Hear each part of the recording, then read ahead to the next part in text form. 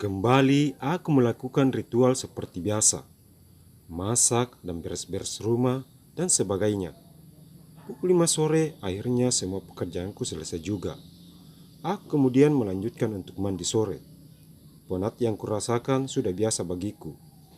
Aku keluar dari kamar mandi dan segera memakai pakaian santai. Suara mobil terdengar masuk ke dalam halaman rumah, tapi bukan suara mobil paman. Aku segera mengintip dari luar jendela dan mendapati Bibi dan pria yang bersamanya tadi di restoran hotel. Sampai jumpa besok, ucap Bibi sambil melambaikan tangan setelah mobil yang ditumpanginya tadi sudah memutar balik. Sang pengemudi memberi jawaban dengan lampu weser dan mobil meninggalkan halaman rumah kami. Setelah sang pengemudi mobil pergi, aku segera menuju ke arah pintu. Bibi sudah datang. Kau tidak bareng paman? Tanyaku memperlebar bukan pintu. Untuk apa kamu menanyakan itu? Tatap Bibi Yanti yang sepertinya tidak senang dengan pertanyaanku itu.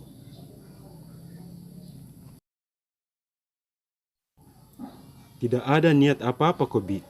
Dona hanya heran. Biasanya Bibi pulang bareng dengan paman Rudi, tapi sore ini Bibi diantar orang lain. Balasku walau harusnya aku diam untuk menghindari hal yang tidak aku inginkan seperti biasa. Tapi entah kenapa sore ini aku berani bertanya. Dona, sebaiknya kamu belajar yang rajin agar nilaimu bagus, bukan mengurus urusan yang tidak sepatutnya kamu urus. Sudahlah, Bibi mau mandi. Bibi capek setelah melakukan rutinitas hari ini. Bibi berlalu begitu saja meninggalkanku. Kenapa Bibi Yanti secepat ini berubah? Aku menggeleng kepala lalu menutup pintu rapat-rapat. Aku langsung menuju ke arah kamarku untuk mengerjakan tugas sekolah yang diberi Ibu Epi tadi siang. Ada sekitar 20 menit aku mengerjakan tugasku, hingga akhirnya terselesaikan juga dengan baik. Kembali suara mobil terdengar, kali ini suara mobil Paman Rudi. Aku hafal betul suara mobil beliau. Aku langsung menuju pintu utama untuk membuka pintu, dan sudah ada Paman Rudi yang berdiri di sana dengan raut wajah tampak letih. Mungkin pekerjaan rumah sakit sangatlah padat hari ini, tapi beliau masih sempat tersenyum padaku.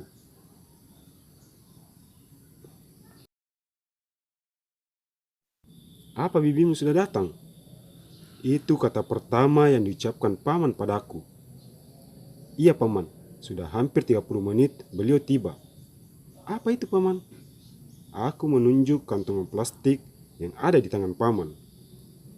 Ini, kebetulan hari ini paman lihat isi dalam kulkas mulai menipis. Jadi paman menyempatkan untuk membeli kebutuhan sehari-hari kita sebelum paman pulang.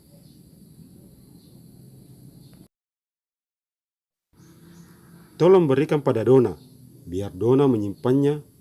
Paman mandilah. Dona lihat, paman sangat letih hari ini.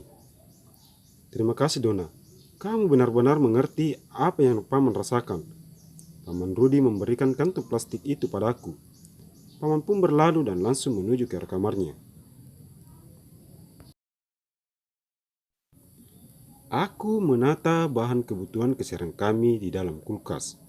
Benar kata paman, kebutuhan keseharian kami sudah menipis. Sebelum berubah, Biantilah yang selalu memperhatikan kebutuhan keseharian kami. Tapi sekarang, tugas itu diambil alih oleh paman.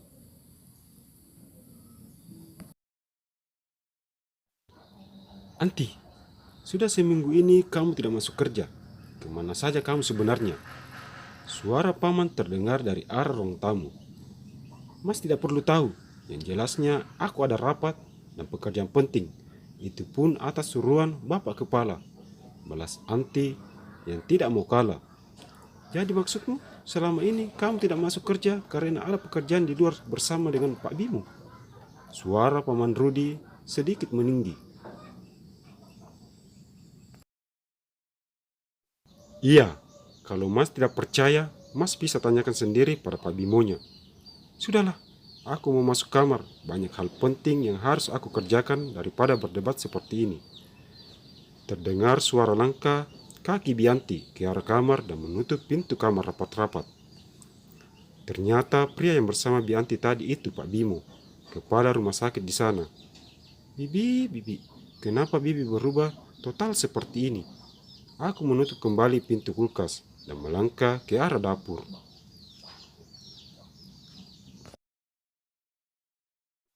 Tidak lama kemudian muncul paman dari arah pintu dan langsung duduk di depan meja makan.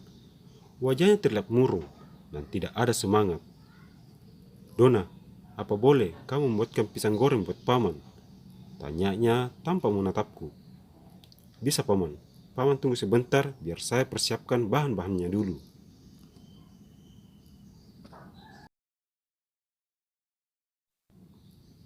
Aku langsung melangkah ke arah gudang, di mana pisang yang dulu kami bawa dari desa tersimpan di sana. Pisang goreng memang makan kesukaan paman. Setiap sore, paman dulu sering meminta bibi membuatkan untuknya. Tetapi kali ini, aku yang harus menggantikan bibi untuk itu. Karena hubungan mereka saat ini tidak begitu baik.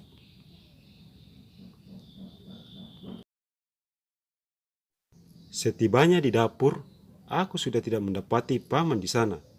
Mungkin beliau ke taman samping rumah, tempat yang sering beliau gunakan saat ada masalah seperti ini.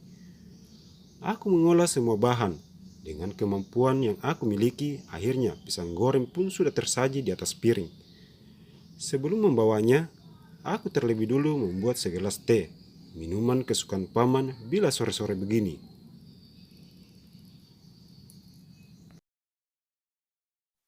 Benar dugaanku, paman ada di taman sedang duduk melamun. Paman, ini pisang gorengnya sudah jadi dan ini tehnya. Aku meletakkan pisang goreng itu di hadapan paman, beserta dengan secangkir teh hangat. Terima kasih Dona. Paman mulai menikmati pisang goreng hasil karyaku dan sesekali menyeruput teh dalam gelas.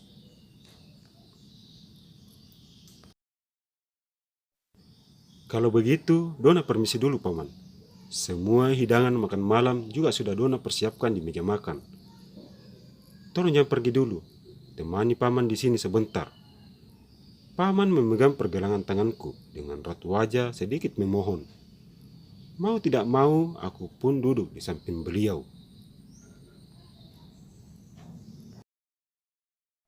Dona, kemana sebenarnya arah hubungan paman dengan bibimu? Paman sudah berusaha untuk bersabar, tetapi bibi Anti tetap saja tidak berubah. Ucap paman Rudi menatap ke depan dengan tatapan kosong. Dona juga tidak tahu harus bilang apa pada paman. Jika Dona turut campur, Dona takut ada kesalahpahaman di sini. Jadi lebih baik paman dan bibi menyelesaikan permasalahan kalian berdua. Dona yakin paman bisa menuntun bibi kembali seperti dulu.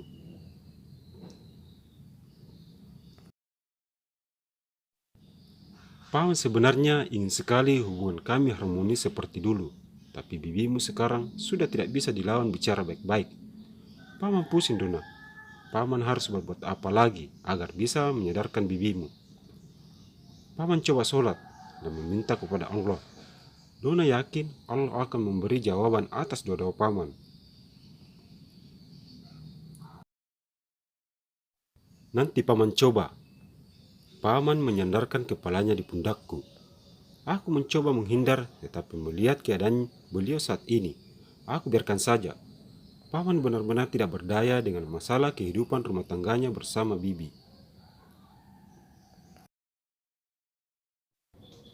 Waktu terus berputar hingga malam menjelang. Aku dan paman makan malam, sedangkan bibi sama sekali tidak keluar dari dalam kamarnya. Selesai menyantap makan malam, kami pun segera masuk ke dalam kamar masing-masing. Ya Tuhanku, tunjukkanlah jalan terbaik hubungan antara paman dan bibiku. Aku sungguh kasihan melihat kondisi hati paman saat ini. Tabahkan dan kuatkan hati beliau. Amin. Aku menarik selimut dan membungkus tubuhku dari kaki sampai kepala. 2 tahun kemudian. Terus dukung channel ini dengan cara memberi subscribe, like, komen, serta share. serta nyalakan lonceng notifikasinya agar channel ini lebih berkembang. Terima kasih.